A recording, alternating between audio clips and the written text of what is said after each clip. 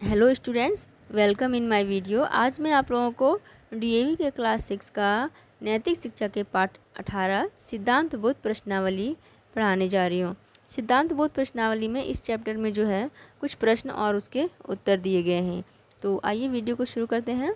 प्रश्न 1 है, आर्य किसे कहते हैं? उत्तर, आर्य किसी जाति विशेष का नाम नहीं है जो उत्तम स्वभाव वाला, सदाचारी, धर्मात्मा, परोपकारी, सत्य, विद्या आदि से पूर्ण और सनातन वैदिक सिद्धांतों को मानने वाले हैं, उनको आर्य कहते हैं। आर्य का अर्थ है श्रेष्ठ और गतिशील। तो आर्य का अर्थ पूछा जाए तो क्या है आर्य का अर्थ? श्रेष्ठ और गतिशील। प्रश्न 2 है, दस्यु। दस्यु किसे कहते हैं? जो आर्य स्वभाव के विपरीत स्वभाव वाले अर्थात हिंसक, नास्तिक, चोर और दुष्ट पुरुष हैं, उन्हें दस्यु या अनार्य कहते हैं। प्रश्न 3, आर्यों का उत्पत्ति स्थान कौन सा है? तो इसका उत्तर होगा, सबसे पहले मानव सृष्टि त्रिविष्टप अर्थात तिब्बत में हुई थी और सभी मानव आर्य थे। आर्य लोग वहीं से धीरे धीरे मैदानों में फैलते गए। प्रश्न 4, कलयुग से 5098 विक्रम संवत 2057 तथा ईस्वी सन 2000 में सृष्टि को उत्पन्न हुए कितना समय हुआ है?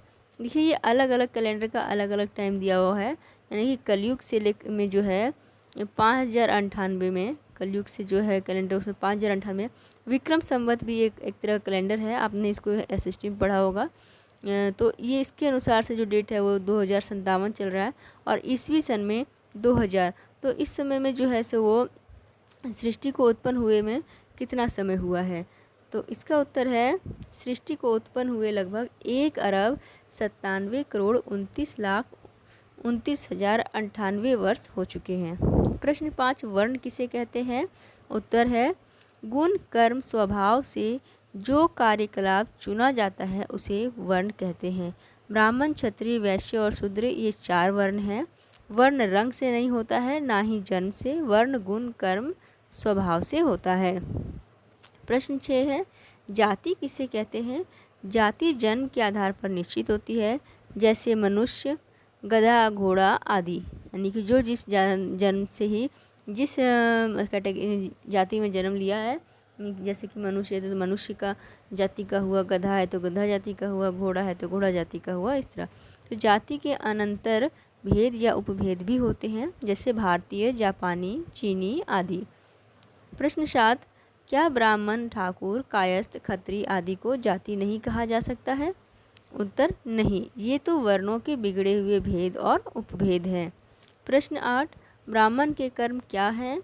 उत्तर, ब्राह्मण के 6 कर्म बताए गए हैं, यज्ञ करना, यज्ञ कराना, वेद पढ़ना, वेद पढ़ाना, दान देना, दान लेना।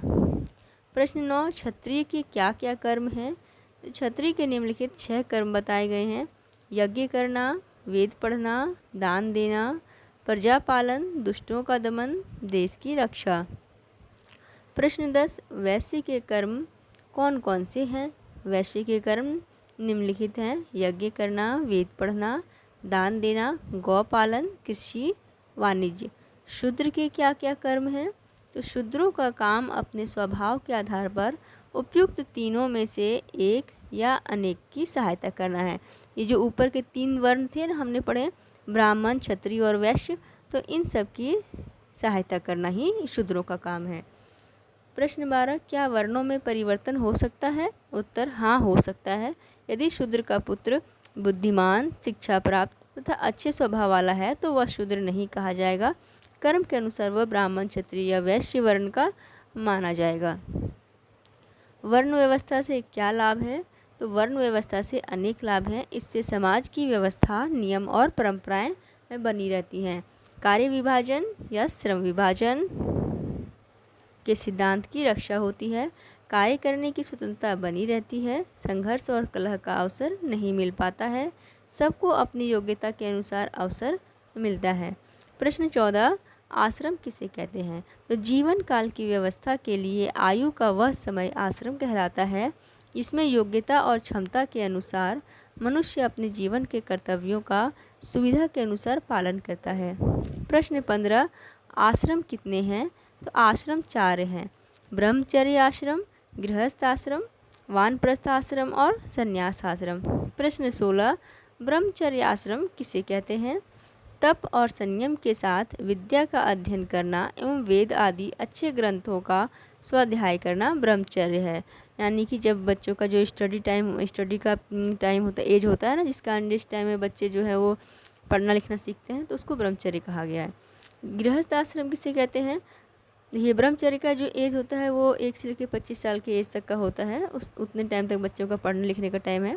और उसके बाद जो है 25 साल के बाद से लेकर के 50 साल का टाइम जो ये होता है, ये गृहस्थ आश्रम होता है। तो गृहस्थ आश्रम किसे कहते हैं? तो 25 वर्ष के बाद विवाहित और पारिवारिक जीवन बिताने की अवधि को गृहस्थ आश्रम कहते हैं। इसमें संतान उत्पन्न करना, उनको योग्य बनाना, धन और ज्ञान प्राप्त करना तथा धर्मयुक्त जीवन बिताना आवश्यक होता है। यह आश्रम 50 वर्ष की आयु तक होता है और उसके बाद फिर 50 से 75 यानी कि 75 तक जो होता है वो वानप्रस्थ कहते हैं। तो वानप्रस्थ आश्रम किसे कहते हैं?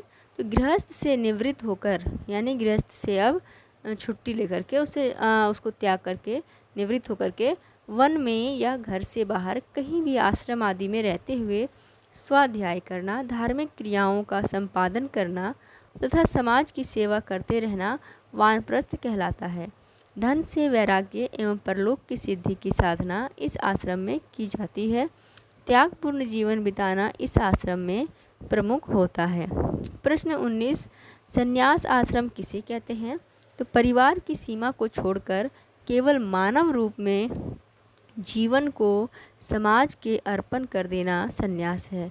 यह आश्रम सामान्यतः 75 यानी कि 75 वर्ष की आयु से ग्रहण किया जाता है और विशेष वैराग्य की स्थिति में इसे सीधे ब्रह्मचर्य से अथवा गृहस्थ से भी अपनाया जा सकता है। यानी कि जैसे कि ये 75 का एज में होता है, तो 75 से पहले का जो होता है वो क्या होता है? वानप्रस्थ आश्रम होता है। तो अगर कोई विशेष परिस्थिति में अगर वो चाहे तो इसको जो है सो जो गृहस्थ जीवन होता है जो 25 से 50 का एज में, या फिर ब्रह्मचर्य जीवन होता है जो 1 से 25 से, तो एक जो 25 साल का एज है उसी एज में भी इसको डायरेक्ट अपना सकता है। सन्यासी को अग्निवेश में रहना पड़ता है। शिखा, चोटी और सूत्र यज्ञोपवीत का परित्याग कर देना होता है। यहाँ तक कि उसे अपना नाम भी बदल देना होता है। प्रश्न 20, वर्ण और आश्रम व्यवस्था का प्रमुख उद्देश्य क्या है?